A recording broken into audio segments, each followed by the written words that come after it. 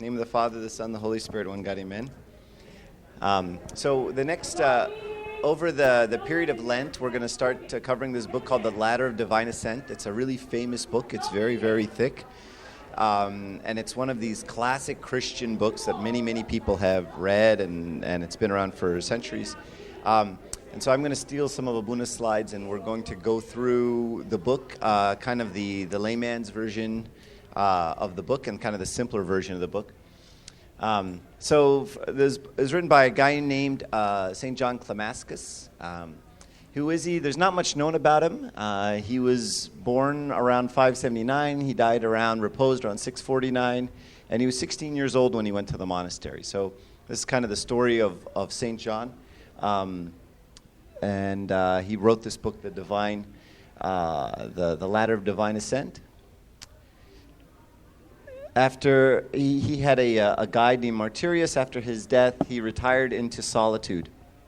And there he stayed a very, very long time. So I know you can't read the words, but he was in solitude for a very, very long time. They asked him to come back and be the abbot of the monastery, which he did grudgingly. And then after he was able to get someone else to take over for him, he then left and went back into solitude once again. And there actually is no, yeah. Oh, I'm sorry. Yes. So this is. I noticed the laser when you put on the screen doesn't reflect. But anyway, this is the famous icon of the Ladder of Divine Ascent. There's 30 steps on this ladder, and it symbolizes the 30 years that Christ lived before starting his ministry.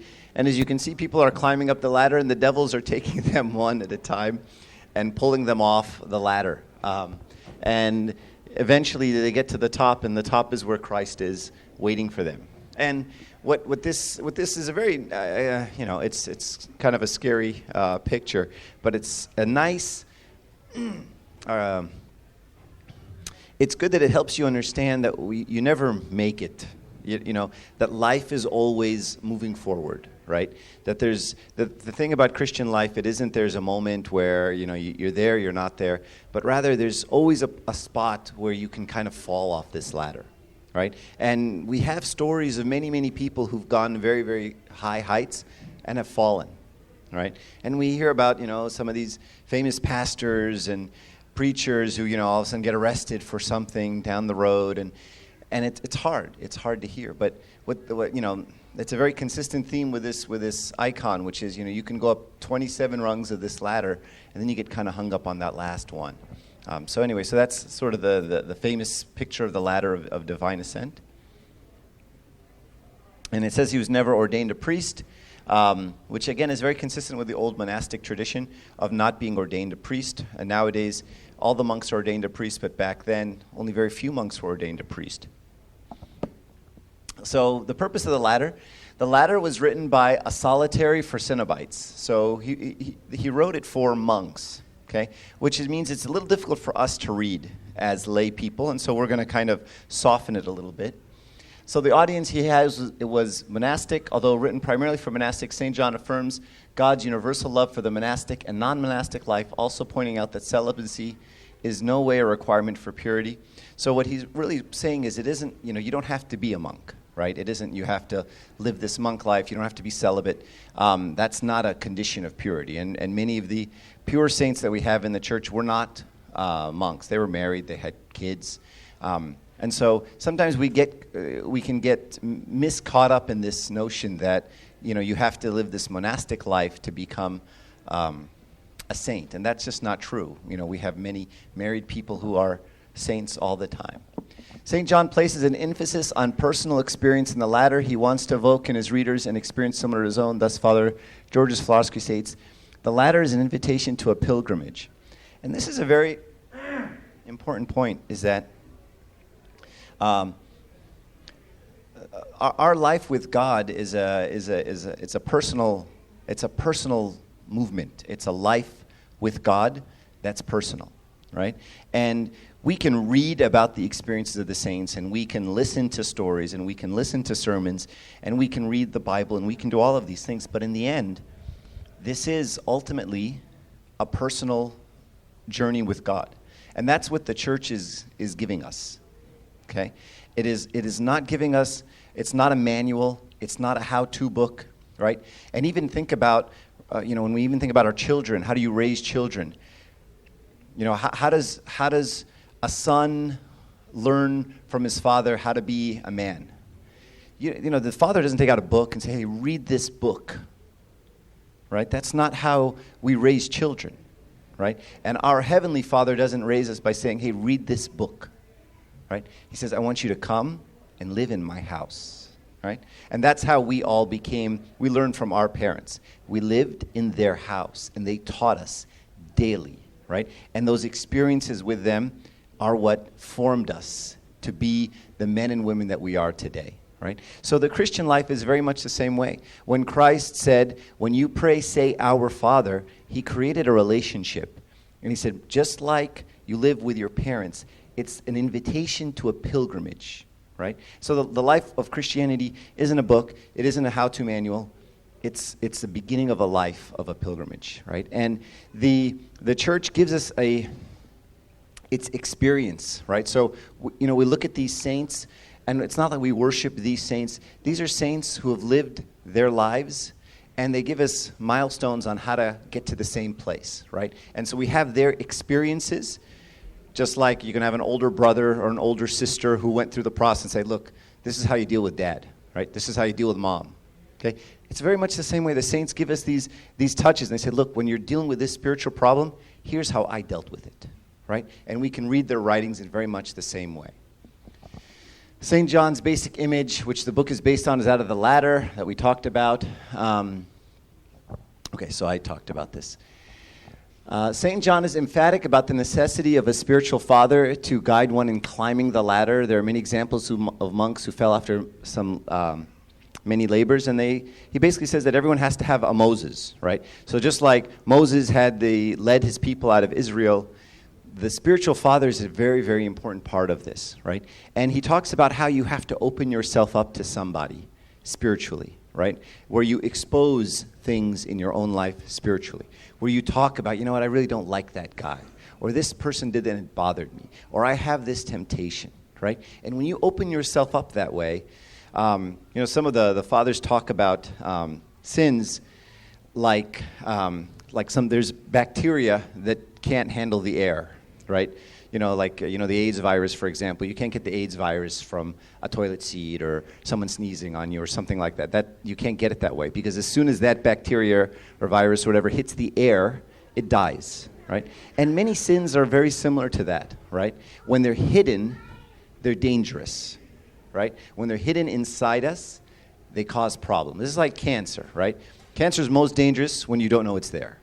And as long as it's in there and it's inside and it's closed up, right, it's dangerous. But once we find it and we treat it and we expose it, then we can get to it, right? And what St. John is saying is, if you don't have that exposure of your inner thoughts to somebody else, right, then the sins stay inside you, and that's when they can cause damage, right? That's where they can hurt you.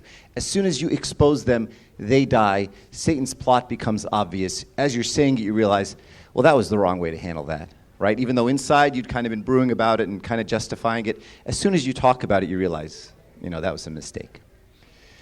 The disciple receives guidance from his spiritual father through modeling himself after the life of the spiritual father and disclosing his thoughts, opening his hearts to him. The spiritual father becomes a physician, intercessor, and mediator, right? So that very important role has to be there, right? And it isn't necessarily that father or this father. It is that act of opening yourself up that is most of the benefit of having a spiritual father, right? It's very difficult to do, and it gets harder as you get older, right? But it is extremely important if that's how we want to move forward in our spiritual lives. So some observations for the layperson. So when you go from this book of a monk to a layperson, you kind of have to massage it a little bit. And so there are some aspects of the monastic tradition which are more sensational or extreme than the general majority of monastic lives. These are usually seen in the lives of certain monks who prescribe for themselves severe form of penance and other forms of asceticism. Ever know what the word asceticism means? It means a severe, strict practice. In Arabic, it's the kashuf, right? So some kind of strict practice, monk, fasting or prayer or mritanya. This is an ascetic practice. We should be, on the one hand, avoid judging those monastics. Oh, okay. There can be lopsided and misleading view of the monastic ideals if this becomes becomes the emphasis in one's reading. So here's the point. We observe these monks and we observe these people doing very severe things, okay? And then we see the outside of these very severe things, and we think to ourselves, wow, I need to do these severe things. Here's this guy who did these very severe things, and maybe I should be doing these very severe things. And the church is basically saying, you have to be very careful. Don't just imitate a saint. Don't just do the severe things, right? You can imagine... No, I'll forget that example. So I'm trying to come up with an example. Imagine a son who loves his father a great deal, and he sees his father sick, and he, carries him and does extreme things of love for his father, right? And you think to yourself, wow, I guess I'm not a very good son because I don't do that for my father. Well, no, hang on. Before you can, take a situation out of the context, you have to see what that particular situation is like. So these monks have a very strong love for God, and it is out of that love that they do some of these very ascetic things. Don't just imitate the ascetic things, right, is the point of this. And in this point, there's a seeming antagonism between the soul and the body. When taken out of its proper context, can lead to a misunderstanding. So many times, even the Bible talks about the war between the flesh and the spirit, right? And St. Paul talks about the spirit is willing, but the flesh is weak, right? And Christ even talked about this the night of the Transfiguration. Don't think that there is a war between us, like my flesh is doing something and my spirit is doing something else, right? Because if you take this to an extreme, you can start to have mental problems, right? You can start to become schizophrenic, right? You can say, I hate my body. My body made me sin, but I didn't want to sin, right? Well, now you're two people, right? And that's very dangerous to be two people, right? So you don't want to be in a situation where you're saying, oh, my body made me do it, or my flesh did this, but hang on. You don't want to have a schizophrenia between your flesh and your spirit. Right? In fact, what we're trying to do is we're trying to bring the body and the flesh, and we're trying to just make it holy along with the spirit. Okay? And so you don't want to assume they're two different things, right? You don't want to, if you're driving a car, right, and then the car hits somebody, you can't say, well, the car did it. The car didn't do it. The driver did it. Right? And if you start going into this, stream of thought where you're saying, well, no, I didn't do it, the car did it. No, then that's kind of crazy, right? So we don't go into that realm where we divide ourselves into, the flesh sinned, but I didn't want to, the flesh weakens the body. And so St. John puts it at the very end, the calling then is for us to return the body to its pre-fallen state, or to transfigure those desires to make them in accordance to the beautiful plan that God has for us. So we take those same desires and we transform them and we transfigure them and bring them into the way God had called us to do it originally. So don't allow a schizophrenia to happen between us and the body and say, that's one thing and we're something else. That's very dangerous and can lead to problems. And every once in a while you'll see a teenager kind of go through something like this where they start talking and you're just like, well, you're one person, right? So don't, it's like, oh, my body did that, my body, and you and the body are one, right? And this is a very important point. There's a vast difference in understanding of the person between the modern Christian world and the world of early Christians. So sort of today's world and that world. The former, the modern Christian, the modern world is characterized by individual rights and expression of freedom, while the latter views the person as being fully a person when they are free themselves. So I'll start with the first one. The individual rights. And this is, of course, got the United States written all over it. And by the way, this is why, for example, ISIS hates the West, right? And I'm not defending anything ISIS does, but, every once in a while they have a point. And what they're trying to fight against is this very Western concept of individualism and it's very selfish. It's very focused on the self, okay? And they don't want that to enter into their world, right? And the way, obviously, they're going about stopping it isn't very productive or very healthy or very ethical, right? They're trying to kill everyone who holds this view, right? So it isn't the best approach, but what they're trying to stop is that very individualistic, very selfish way of thinking, right? And this is sort of what characterizes today's world. It's all about me. There's that, some gal who committed suicide a little while back, and what was her name, do you remember? Some singer or something, and she was, I'm free to take my own life, and so she, committed suicide to show that she was in control. Who was it? Do you guys know? Yeah, I forgot who it was. No, it wasn't Robin Williams. It was someone else. I mean, she made a big stink of it. It was a lady, yeah. I don't remember the exact. But the point is that the concept of what freedom is messed up a little bit in the West, right? So I don't want to say the West, in the world, right? In the way Satan wants us to think about freedom, right? The concept of freedom is I can do anything I want. Okay? This is the common concept of freedom, right, that we have out there in the world. I can choose to, take this action, that I can do whatever I want. In the Christian concept of freedom, as it says up there, only when they are completely, as being fully a person, when they free themselves of the self and find freedom only when they completely submitted themselves to God's will. So our freedom is found in the ability of us to do whatever we choose, as in not choosing sin. Okay? So you imagine someone who's taking drugs and says, I'm free to take drugs, and the Christian person saying, well, my freedom is the fact that I'm not hooked on drugs, or I'm not hooked on this sin, or I don't have to do that, or I choose not to lie and I deal with the consequences. I don't feel like I have to lie. I don't feel like I have to pretend to be someone else. I don't feel like I have to get plastic surgery. I don't feel like I have to do a multitude of things, right? That's my freedom, to be who I am and to be happy in the fatherhood, in the sonship of my Father, right? This is Christian freedom, right? When I don't feel bound by sin. And that's the most important kind of freedom. And so this kind of concept, so whenever we use the word freedom, sometimes we mean different things depending on who's talking. In this world, freedom was all about submitting yourself to God, right? That's when you're truly free. Whereas today, the word freedom means something completely different. And then the last sentence, the dying of the self and ego in order to live according to the Spirit. This is very fitting now that we're in Lent, and that's kind of the whole purpose of Lent, right, is the dying of the self and the ego.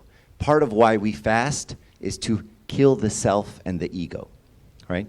And what we're trying to do is not make it about us, right? Christianity is not about us. Like we talked about 2 weeks ago when we talked about Jonah, we said it's not about making the self big. It's not about making the self small. It's about denying the self. It's not about you. It's about Christ, right? And whenever you're saying, I'm a bad person, I'm a sinner, I'm awful, I'm this, I'm that, what are you saying?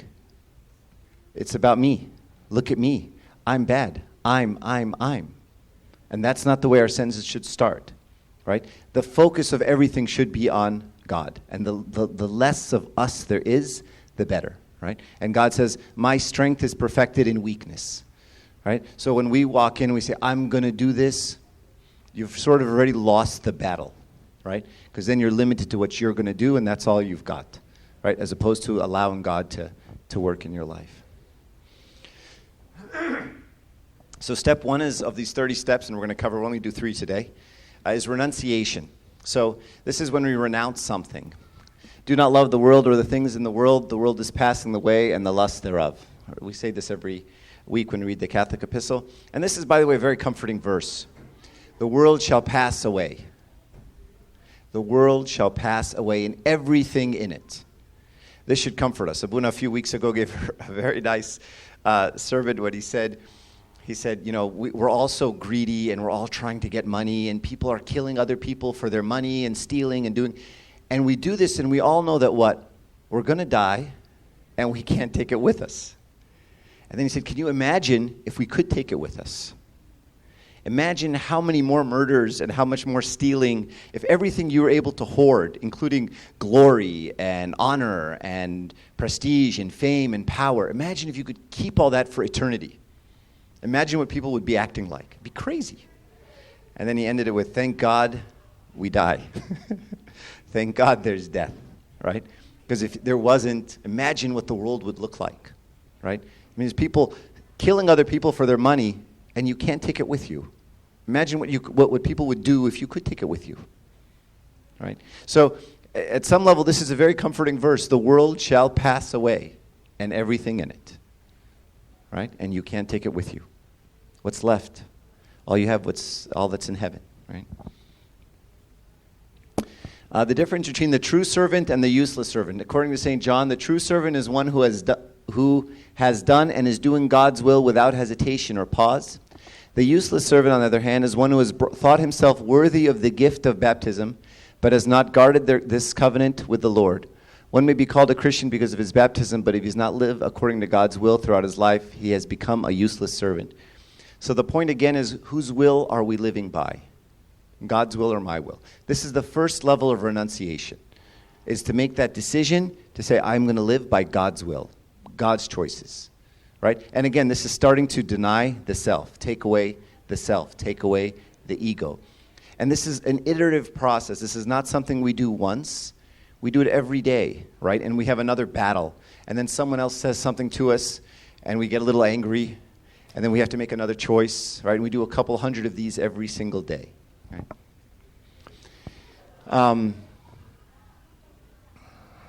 Okay, we talked about this.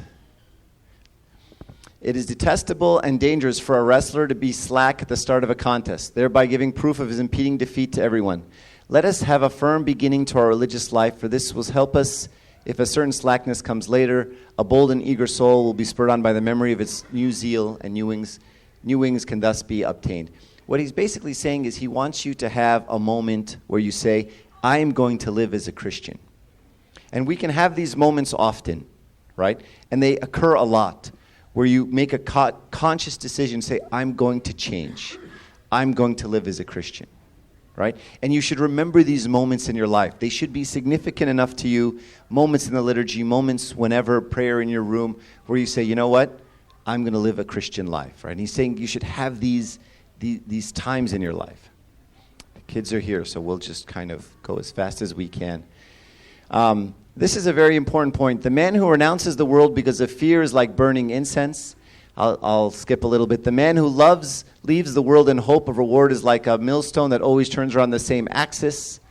But the man who leaves the world for the love of God has taken fire from the start, and like fire set to fuel creates a big flame. So he's talking about three levels here, right? And St. John Cassian talks about the same verse. If you think about the verse, faith, hope, and love, and the greatest of these is love, right? This is exactly what he's talking about here. The first one is faith, where you say, I'm renouncing the world because I'm afraid. I believe that there is a hell, and I don't want to go to hell. And that's sort of the base level, right? And that's sort of the level of a slave, okay? Then the next level, he says, is one who hopes for a reward, right? So we said faith is the base level. Hope is the next level. I hope for a reward, right? So I do good things. I go to church. I live Christian lives. I do all this stuff. Why? Because I'm hoping for something. I want something. St. John Cassian talks about this guy, and he says he's like a mercenary. You know what a mercenary is? You hire a mercenary. You say, I want you to go, and I want you to assassinate that guy over there. And he doesn't have a problem with that guy over there, but if you pay me, I'll do it. That's what a mercenary does, okay? So the person who is hoping for a reward is sort of like this mercenary who says, well, I'm going to get something, right? If I live this good life, if I do all the right things, I'm going to go to heaven, right? And what St. John says is, this man is like a millstone that always turns around the same axis. And who's the axis? It's still about me. I'm going to get something, right? Okay, as long as I get something, I'll do it. I want to go to heaven, okay? So it's still about me, and that's an issue. The final level, we said faith, then we said hope for reward, and the final level is love. And this is the love that a son has for the father, right? So can you guys close the door? So this is the faith this is the love that a son has for the father, right? And so when you ask a son to do something for his father, he doesn't do it because he's, when the father's older and the son's older and everyone's mature, you don't do it because you're afraid of getting punished. You don't do it because your dad's going to give you something. You do it out of love, right? And this is the level that he wants us at, right? It isn't about getting something. It's not about being afraid. It's about love.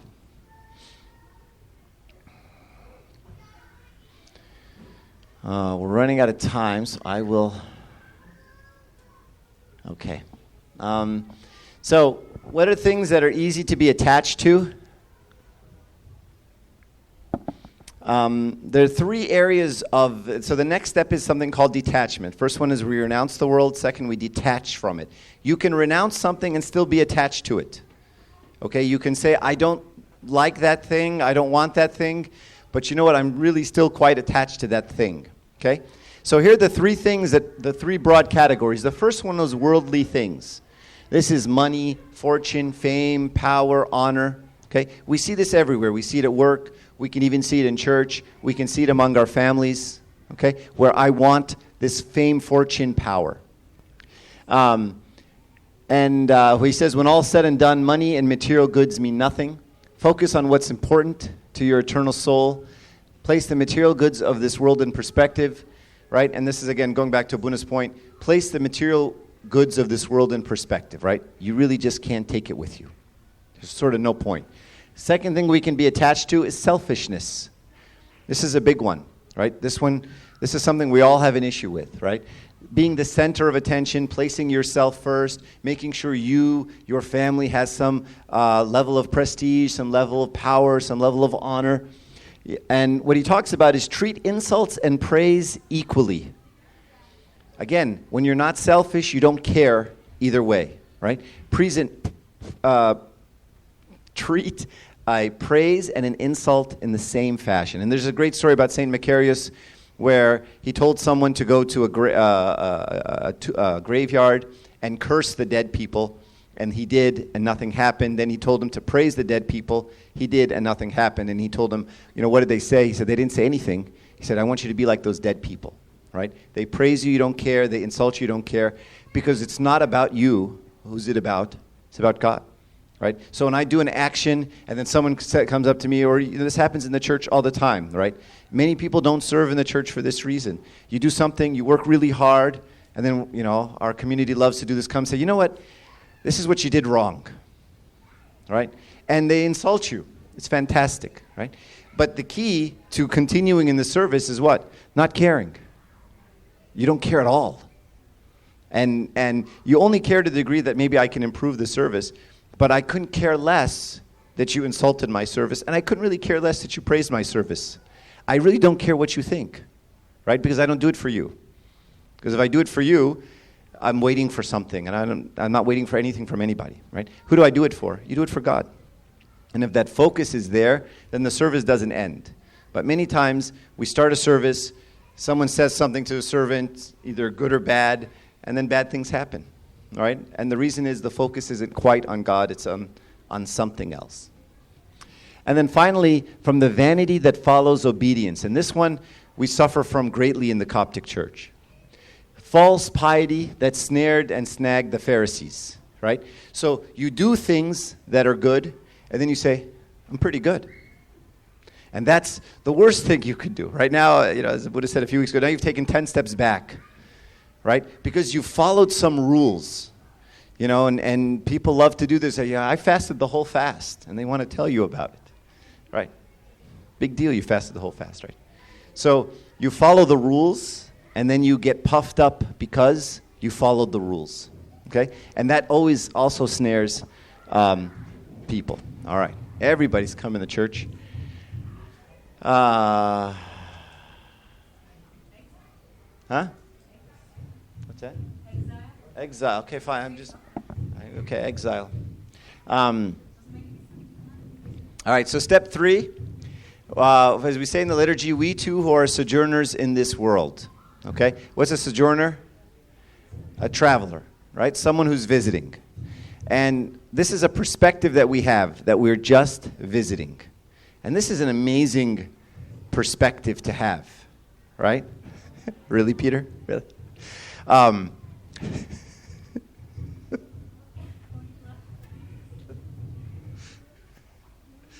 do this to you when you're talking next week. Don't think I won't. He's holding the baby next to her. His grandfather who's sleeping. All right. I don't take it personally.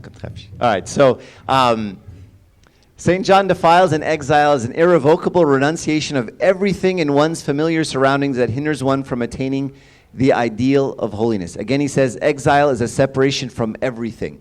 This is big stuff, right? Where you have mentally exiled yourself from everything, right? And Christ talks about this every once in a while. He says, he who hasn't renounced mother and father and brother and sister is not worthy of me, right? And he goes on and on and on, okay? So at the base level, there always has to be this, you know what? You can have it all. Everything in the world. At any point in time, there has to be that feeling, right? And, we just had this vigil for the martyrs at UCI. And one of the things we talked about was the reason why martyrs are martyrs in the church, why we respect martyrs in the church. Is it because they were killed? I don't think so. It's because before they got to that point, they had renounced things, right? Someone had insulted them, and instead of being upset about it, they renounced their ego, and they said, you know what, I don't care.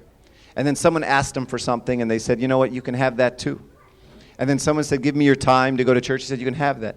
Don't eat this, you can have that, right? Don't care about your self-esteem, you can have that. And then it kept going, and at some point someone said, give me your life as well. And he said, you can have that too, right? But the martyrdom wasn't the actual act that God is looking for and why the church respects these martyrs so much. It's that it proved that what? Their whole life was a life of sacrifice, right? Up until they got martyred, they gave God anything. And when Christ said, give me your life too, he said, sure, you can have that as well, right? That's the reason martyrs are given the honor that we give them in the church. It isn't for that actual act, but rather that it seals a proof that for their life before that, they were willing to give things up, right? And we think about things of giving up being insulted and not responding, or my ego, or my self-esteem, or my place in the church, or my place in this, and we don't want to give that up, right? How are we going to give up our lives? So this is the idea of exile, right? Detachment. What is the danger of relationships that are otherwise blessed by God? There could be problems in some relationships. Relationships that keep us from pursuing God by making us too comfortable. Friends and family who do not have an understanding of God or belief in God. Right? So being around...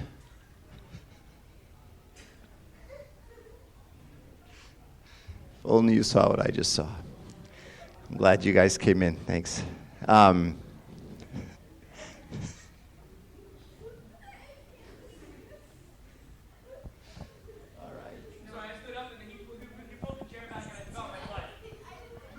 Okay, have a seat, Habibi. Wonderful, lovely child. All right. And so the final example I'll talk about in exile is the story of Abraham. And we all know the story of Abraham.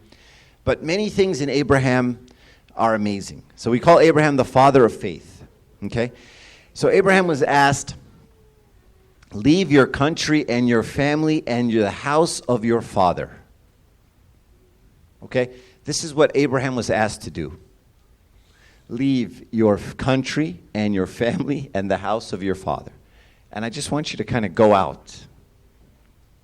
And then he did. Right? So Abraham had this amazing faith, this exile, right? Where his detachment from the world was such that when God said, pick up and just go, he did. And even when he had an argument with Lot, right, and who would take which land, he gave it up to Lot, and he said, you pick, and I'll take the rest. I couldn't care less, right? Even though it was all his. Lot's his nephew, right? And when the argument and the shepherds were arguing and stuff like that, he said, you can have whatever you want. Although it's land, like back in the day, land is everything. Okay? So Abraham had this, right? right? And then we take the next step, right? This icon where God says, okay, now I want you to sacrifice your son. It's huge, right? And what does Abraham do? He says, okay, I'll bring the fire, I'll bring the sticks, I'll bring the everything, right? So this level of detachment and exile, even his own son, certainly he gave up his family and his land and everything, he took it. And then he said, give up your son as well, and he said, fine, right? So this is Abraham kind of gives us an example of the highest level of this, right? And it's because of that, and one of these days, God willing, we'll add this to the icon here, but the church teaches us that because Abraham gave up his son, right, when on behalf of mankind, when asked, what did God do in return? And not just that, he gave up his, right? So Abraham, he said, give me your son. Abraham said, sure, on behalf of mankind. And God said, okay, you can keep yours. I'll give you mine, right? This is what the fathers teach us, right? And this is the way all relationships are with God, right? God doesn't ask for anything other than to give. The only reason he asks is to give. He doesn't want anything. He doesn't need anything. Right? So anytime he gives us, when he says, come, I want you to come and take communion. Who's getting and who's giving? Are you giving? Right? You give, he says, give me 10 minutes of your time to pray. Who's getting and who's giving? Thank you, Anthony. I love Anthony. All right. So anyway, does anybody have, so these are the first 3 chapters of the book. There are, the first 3 steps, rather. There are 30 steps, so we'll try to get through them as quickly as humanly possible. But for the rest of Lent, we'll be talking about these steps in this book. Anybody have any questions or comments? I don't really understand the difference between renunciation, abandonment, and to me, all 3 of them. They're levels. Are they gradations? Yeah. I mean, I have step 1, verses 2. The same concept. Yeah, I would just say gradation is the same concept. Well, I mean, one of them is a decision, a mental decision to do it. I mean, I can decide and say, I'm going to renounce money. But if you don't do it, then you're not. Well, but no. Well, you can still want to, or you can still start that process. Mentally say, I will. And then remember that it's it depends on the day, depends on the hour, right? I can renounce glory. I can say, okay, I renounce glory from people. Then someone says, oh, you're an idiot. And I say, you know what? No, I'm not. And then I have to step back and say, oh, okay, fine, I'll forgive him. Okay, then the next day someone else says something a little harder, and I say, and then, so it's not like I can make that decision once and it's done. And so the degree to which I actually do it is renunciation. And then the exile is when you've just kind of said, you know what, absolutely. It's the highest level of that. Any other questions? Okay, let's stand up and pray. Make us worthy to say with all thanksgiving, Our Father who art in heaven,